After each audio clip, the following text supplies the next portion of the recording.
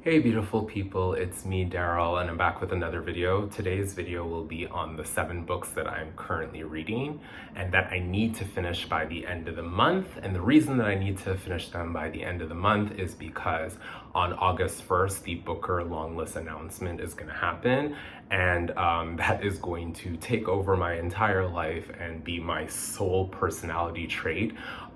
So yeah, I definitely need to finish these books beforehand because once the long list is announced, I'm pretty much going to be ditching anything that I had been currently reading. So these are the 7 books that I am currently reading. If you have seen my Instagram recently, you will know what those 7 books are, but for the sake of this, I want to do this. This is mostly for the YouTube crowd, and I'm gonna just talk briefly about the books that I'm reading. It's really not going to be that full-on detail because, like I said, I'm currently reading them, and also I think there might be a couple, like 1 or 2 that I haven't started yet, so I wouldn't have a lot of information to tell you. So how about we just get started? So the first one is Open Throat by Henry Hoke. Now, I had been seeing this around for a while. There are a few people who had been predicting that this might be on the Booker long list, but really it was my buddy Sage off of Bookstagram who got me to take the final plunge. She said it's one of her favorite books of this year and that it better be on the Booker long list, so I decided to buy it. Now, this is a really short one, and who knows, by the time this video uploads, I might have already finished it by then. But yes, this really caught my attention because it's about a queer mountain lion who lives under the Hollywood sign and who observes people. And I guess we're supposed to learn a lot about like people's behavior, about climate change, about violence, and all sorts of different things through this mountain lion. I have started this. It's very, very smooth to read. It's a fractured bit of writing, but very easy to get through. And yeah, I'm really, really enjoying this. I haven't really seen exactly the queer elements that much in the book yet. I don't know, I guess that might be coming up later, but also, yeah, it's really, really cool. The mountain lion has like a voice that, I mean, I guess is recognizable to us, but there's still certain elements that, okay, you understand that it's an animal, so it can't exactly come up with things the way humans can and articulate things the way humans can. But yeah, this is definitely quite interesting. Give this one a go. The next one I'm going to talk about is Another Day in the Death of America by Gary Younge. I hope that's how you pronounce his last name.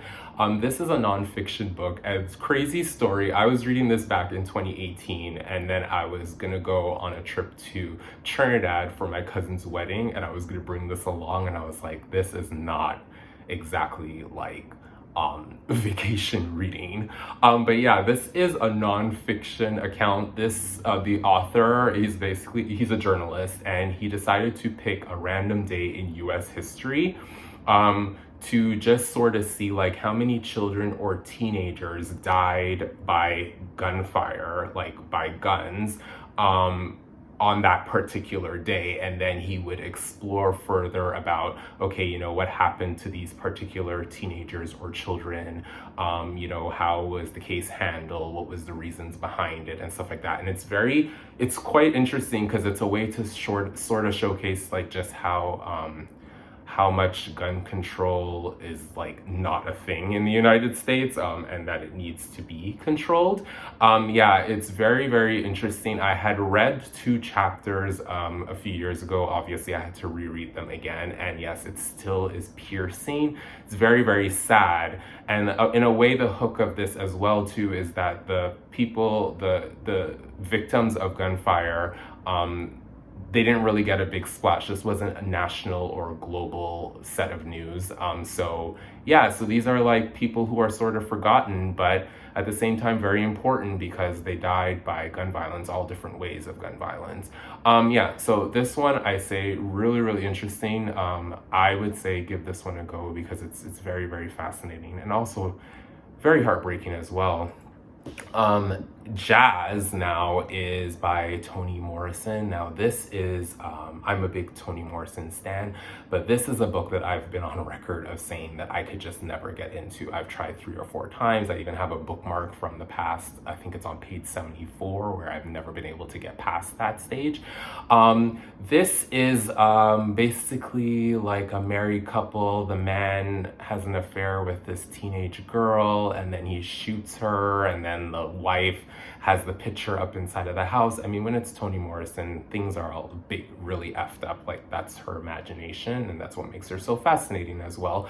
But yeah, I've heard from people that say, you know, once you get into the idea that the rhythm of the prose is supposed to like emulate jazz, you'll get more into it, and maybe that will happen. I have started reading it again, and the thing is, though, the opening is always very powerful. The first couple of chapters I remember absolutely loving. It's just after that, it just kind of lost me, but I haven't gotten to that stage yet, so we'll see how I do on this 5th time. And if I'm not able to complete it this time, I think this will have to end up being a like permanent DNF, but we'll see how that goes. I have no problems DNFing books, so it's a bit weird that I keep trying with this one, but I don't know, it's just Toni Morrison, and I feel like I have to try.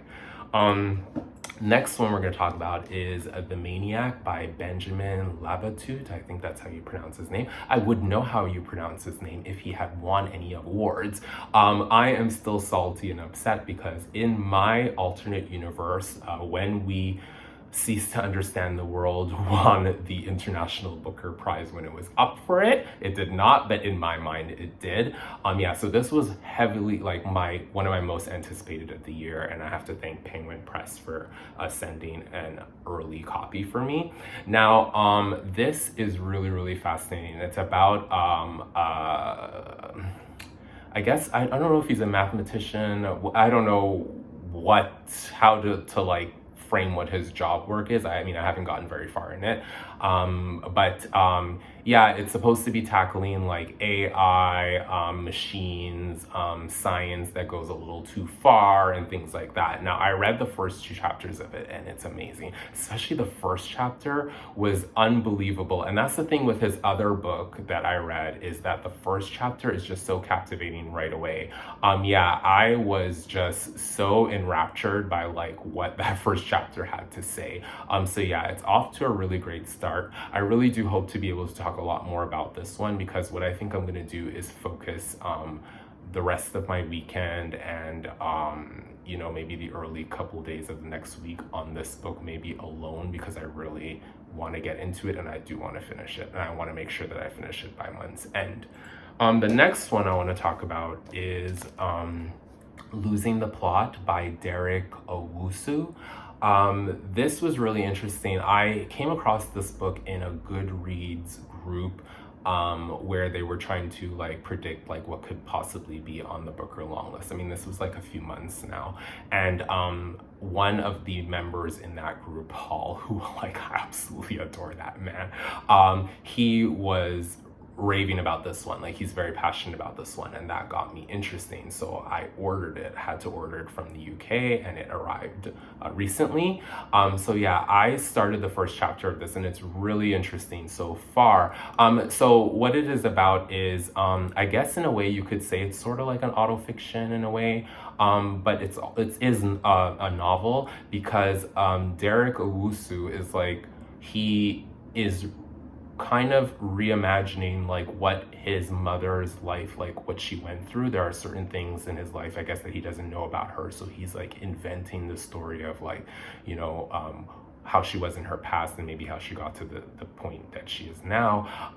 Yeah, it's really, really interesting. It's like an immigrant story as well too. A mother from Ghana who is now coming to the UK. Yes, it's very, very interesting. The first chapter that I read, I only read 1 chapter. This is a very short book, but I don't know. I wonder if I'm going to get through it very quickly, because it looks like it's going to be like a lot of playing around with form. And sometimes the things with playing around with form is that even though the book is tiny, it can be a bit challenging to read. So I don't know if this is going to be one of those things I'm able to fly through, or if this is going to take me some time. But yeah, so far it's a banger. It's working out for me, so I'm loving this. Next, we're going to talk about David Copperfield by Charles Dickens. Oh my God, this is amazing. This is amazing. And if it continues at the rate that it's going, this is going to be one of my favorite books of the year, maybe even my favorite.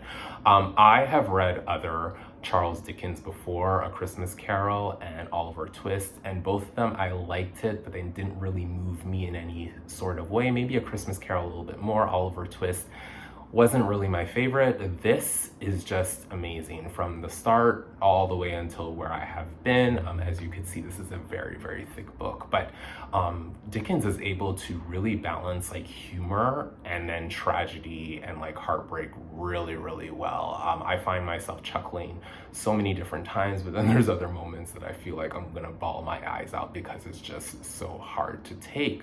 So yeah, Charles Dickens does have like a very bleak style. We all know that that's like kind of his jam. But yeah, it really is working here. The characters are leaping off the page. There's so many fascinating characters, and some who just dip in and out and you barely even like hear a lot about them, but they still manage to make their claim or their stake like in the story. It's like really, really quite something.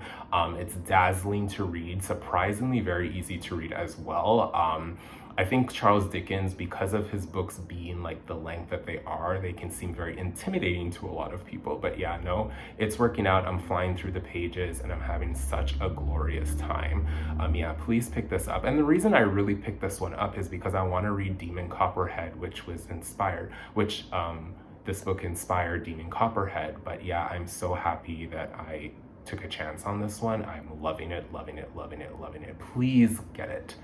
And lastly, we're going to talk about is The Guest by Emma Cline. Now, I'm going to be very honest with you. The reason why I bought this in the first place, it was strictly a cover buy. Because, like, I mean, come on. I have read The Girls and Daddy by this author. Both of them I found kind of meh, but I'll be honest, Daddy I need to give another chance because I was reading Daddy during a time when like things weren't really going really well for me. So I feel like maybe I didn't do that.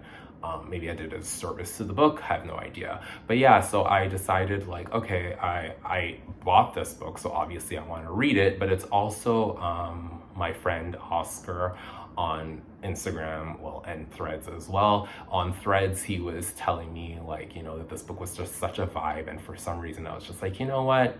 Oscar said so, I want to read this right now. So I decided to pick this up. I haven't started it yet. From what I gather, it's a woman who was living with this older man and he kicks her out. And now it seems like, I don't know if she's exactly homeless, but it seems like she's just flittering from like one place, just flitting through like one place to the other. I see something like about like her hanging out in driveways and hanging out like in people's houses and whatever. So I guess she's just like going all over the place. Maybe she doesn't have a home to stay in. So anyway, but it does sound interesting. I mean, even though it was strictly a cover buy, I did find it did sound fascinating. So yeah, I want to give this one a go. So I'm gonna hope to get to this one soon. And although yes, I have plenty of books that I'm currently reading and also I want to finish it by a deadline, I still figured though that this book seems quick enough. I think it's 300 pages or 300 and something pages, but it looks like it's going to be a quick read. And from what I've read with her other books, those books were quick to get through as well. So I'm assuming this is going to be the same. So anyway, so those are the 7 books that I am currently reading. Wish me luck because I really need it and I really need to finish these by the end of the month, like I said. So yeah, that's all that I have for now. And yeah, I just want to say take care, keep those who you love close, because that's what life is all about. And yeah, take care, smooches. Bye.